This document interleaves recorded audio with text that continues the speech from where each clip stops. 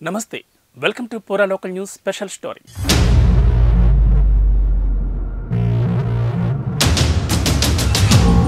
దేశ రాజకీయాల్లో నితీష్ కుమార్ ఎపిసోడ్ సంచలనంగా మారింది.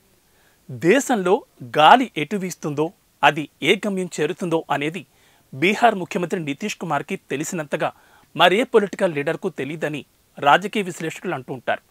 ఇలాంటి తరుణంలో లోక్సభ ఎన్నికల వేళ నితీష్ కుమార్ వ్యవహారం సర్వత్రా ఉత్కంఠను రేపుతోంది. బీహార్ ప్రభుత్వంలో సంక్షోభం ఏర్పడే పరిస్థితులు తలపిస్తున్నాయి. ఇవన్నిటికీ రిపబ్లిక్ డే ఎట్ హోమ్ ప్రోగ్రాంలోని బీజం పడిందట.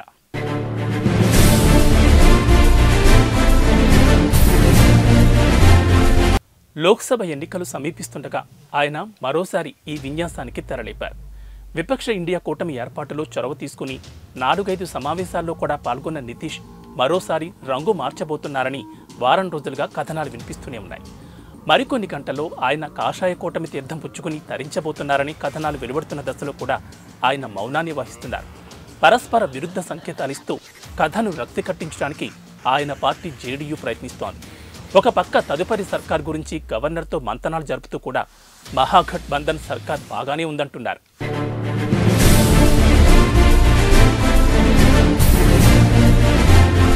మీడియా కథనాలన్నీ ఊహాగానాలే అంటూ ఆ పార్టీ అధ్యక్షుడు ఉమేష్ సింగ్ కుష్వాహా ప్రకటించడం ఎవరిని నమ్మించడానికో అర్థం కాదు.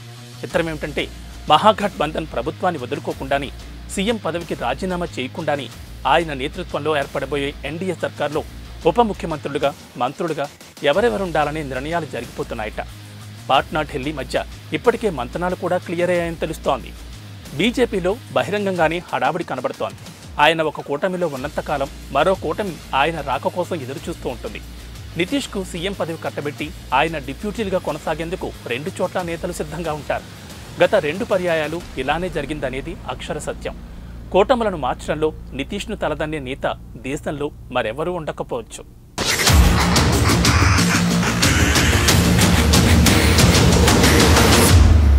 ఎన్డీఏతో తన దశాబ్దకాల అనుబంధాన్ని 2013లో నితీష్ తెంచుకుని అందరినీ ఆశ్చర్యపరిచారు.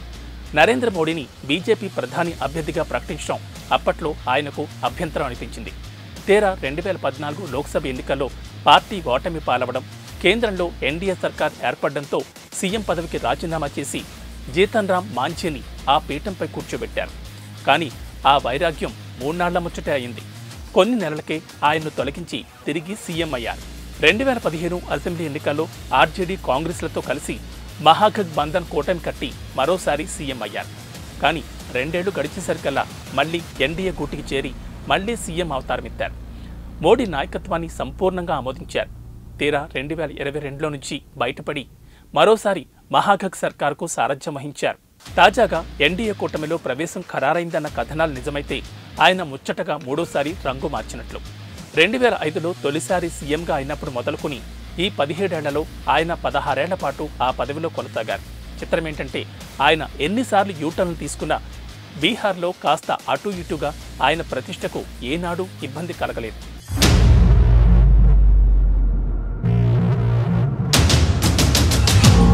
లాలూ ప్రసాద్ యాదవ్, అటుపై ఆయన సతీమణి రబ్రీదేవి ఏలుబడి సవ్యంగా ఉంటే నితీష్ ప్రభావం ఈ స్థాయిలో ఉండేది కాదేమో.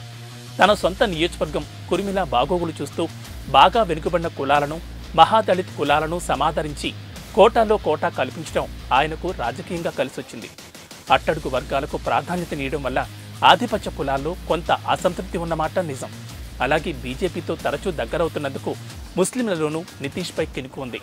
కానీ ఆయన్ను పూర్తిగా దూరం పెట్టేంత తీవ్ర వ్యతిరేకత ఆ వర్గాల్లో లేకపోవడం నితీష్కు ఆమోదయోగ్యతను కల్పిస్తోంది.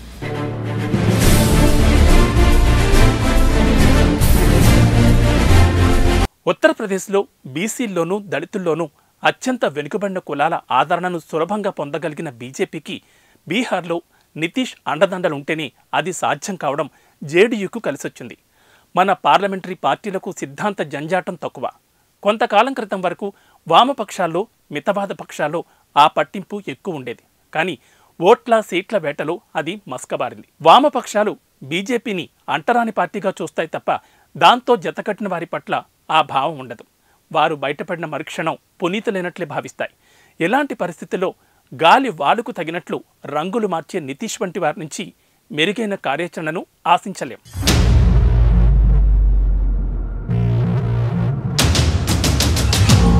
ఇది ఇవాళ ప్రత్యేక అంశం. మరో అంశంతో మళ్ళీ కలుద్దాం. నమస్తే.